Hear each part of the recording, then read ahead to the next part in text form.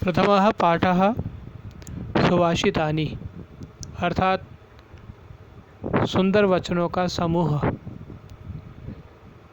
सुभाषित शब्द सु प्लस भाषित इन दो शब्दों के मेल से संपन्न होता है। सु का अर्थ सुंदर, मधुर और भाषित का अर्थ है वचन। इस तरह सुभाषित का अर्थ सुंदर, मधुर वचन है। प्रस्तुत पाठ में सूक्ति मंजरी, नीति शतकम, मनुस्मृति, शिशुपाल वधम, पंचतंत्रम से रोचक और विचारपरक श्लोकों को संग्रहित किया गया है।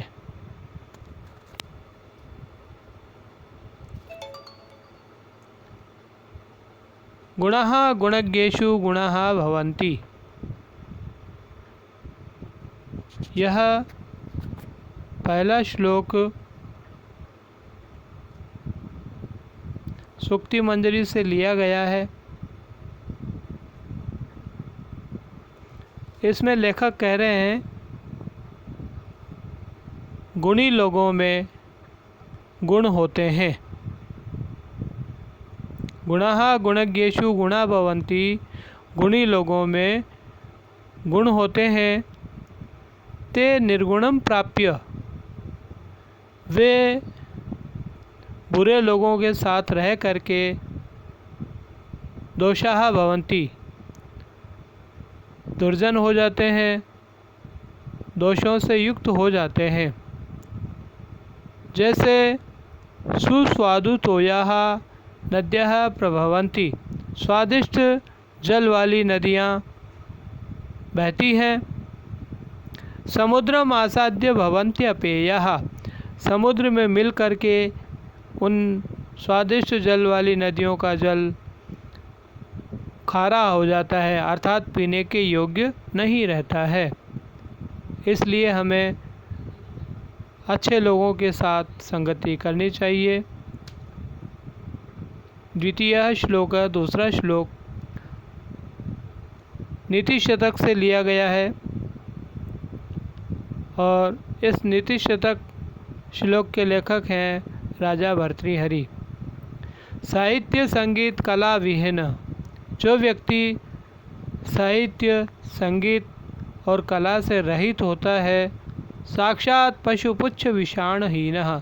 वह व्यक्ति साक्षात बिना सींग और बिना पूंछ का जानवर होता है। जो तृणम न खादन्नपि जीवमानः। घास नहीं खाता हुआ भी जीवित रहता है। तद्भागधेयम परमं पशूनाम। यह तो पशुओं का परम सौभाग्य है। अगर इंसान घास खाने लग जाता तो बेचारे पशु भूखा मरते। तृतीयः श्लोकः। यह तृतीय श्लोक मनुस्मृति से लिया गया है। महर्षि मनु महाराज बता रहे हैं लुब्धस्य नश्यति यशः पिशुनस्य मैत्री। लोभी व्यक्ति का यश खत्म हो जाता है। पिशुनस्य मैत्री, और कंजूसी करने से मित्रता समाप्त हो जाती है। नष्ट क्रियस्य कुलम अर्थ परस्य धर्मः। बुरे कार्य करने वाले व्यक्ति का कुल समाप्त हो जाता है। अर्थ परस्य धर्मः, और बुरे कार्य करने वाले व्यक्ति का धर्म समाप्त हो जाता है। विद्या फलम व्यसनिनः। बुरे कार्य करने वाले व्यक्ति का विद्या का फल या व्यसनी व्यक्ति के विद्या का फल समाप्त हो जाता है। कृपणस्य सौख्यम। कंजूस व्यक्ति का सुख समाप्त हो जाता है। राज्यम प्रमत्त सचिवस्य नराधिपस्य। मूर्ख मंत्री वाले राजा का राज्य समाप्त हो जाता है। चतुर्थः श्लोक। चौथा श्लोक शिशुपाल वधम से लिया गया है। शिशुपाल वधम महाकवि कालिदास ने बनाया है। चतुर्थ श्लोक में बताया गया पित्वा रसम तो कटुकम मधुरम समानम। मधुमक्खी मीठा और कड़वा रस पी करके माधुर्यमेव जनयेत मधुमक्षिका असौ, मीठा शहद ही बनाती है। मधुमक्खी फूलों का कड़वा और मीठा रस पी करके ही शहद उत्पन्न करती है। संतस तथैव समसज्जन दुर्जना नाम। ठीक उसी तरह सज्जन व्यक्ति भी भले बुरे लोगों की बातों को सुन करके श्रुत्वा वचः मधुरा सुक्त रसम सृजंती, फिर भी मीठी वाणी ही बोलते हैं, मधुर वाणी ही बोलते हैं। पंचमः श्लोकः, पांचवा श्लोक पंचतंत्र से लिया गया है। पंचतंत्र के लेखक विष्णु शर्मा। विहाय पौरुषम यो ही देवम एव अवलंब्यते। जो मनुष्य परिश्रम को छोड़ करके केवल भाग्य पर आश्रित रहता है, ऐसा व्यक्ति प्रसाद सिंहवत तस्य मूर्धनि तिष्ठन्ति वायसा। सिंह द्वार जो होता है, उस सिंह द्वार के ऊपर सिर पर हमेशा कौवे की तरह बैठे रहते हैं।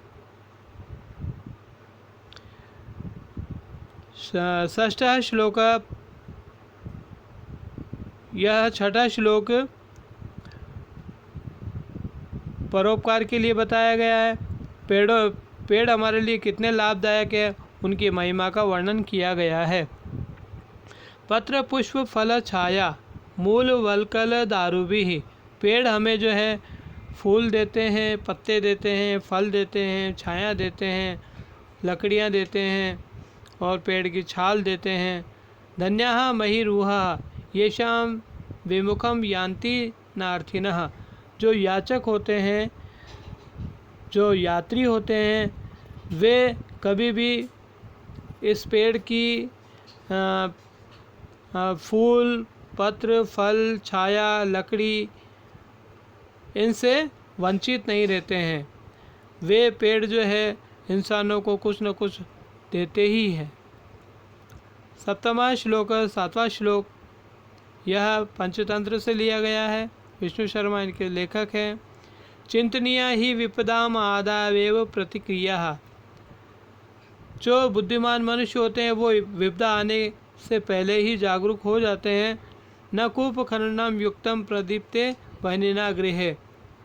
घर में आग लग जाने पर कुआं नहीं खोदते हैं।